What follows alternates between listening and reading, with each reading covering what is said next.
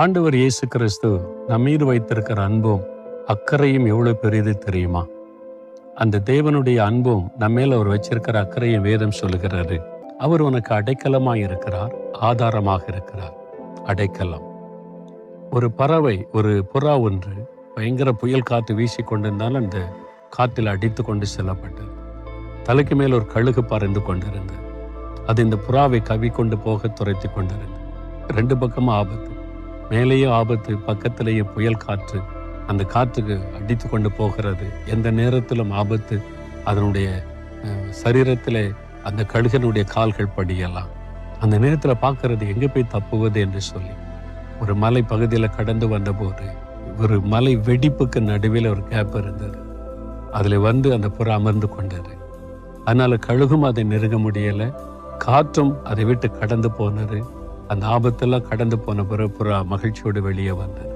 ஒரு அடைக்கலம். அதே மாதிரி தான் இந்த உலகத்தில் நமக்கு எத்தனையோ ஆபத்துகள். சாத்தான் ஒரு பக்கம், மனிதர்கள் ஒரு பக்கம், சூழ்நிலைகள் ஒரு பக்கம், இந்த மாதிரி இயற்கையினால் உண்டாகிற ஆபத்து ஒரு பக்கம். எத்தனையோ ஆபத்துகள் சூழ்ந்து வந்தாலும் அநாதி தேவன் நமக்கு அடைக்கலமாய் இருக்கிறார்.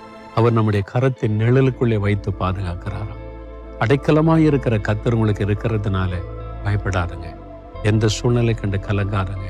ஆண்டவரே, நீர்தான் என் அடைக்கலம் என்று அவருக்குள்ள வந்துருங்க. அவருக்குள்ள வந்து நீங்க பத்திரமா இருக்கலாம். ஆபத்து விக்கினங்கள் கடந்து போக மட்டும் அவர் தம்முடைய கூடார மறைவிலே மறைத்து வைத்து பாதுகாப்பார் என்று பார்க்கிறோம். உங்களை பாதுகாக்கிற தேவன் ஆண்டவரே, எங்களுடைய அநாதி தேவன் எங்களுக்கு அடைக்கலமாய் இருக்கிறீர். எங்களுக்கு பாதுகாப்பு கொடுக்கிற தேவனும் எங்களை தப்புவிக்கிற தேவனுமாய் இருக்கிற அன்பிற்காய் நன்றி.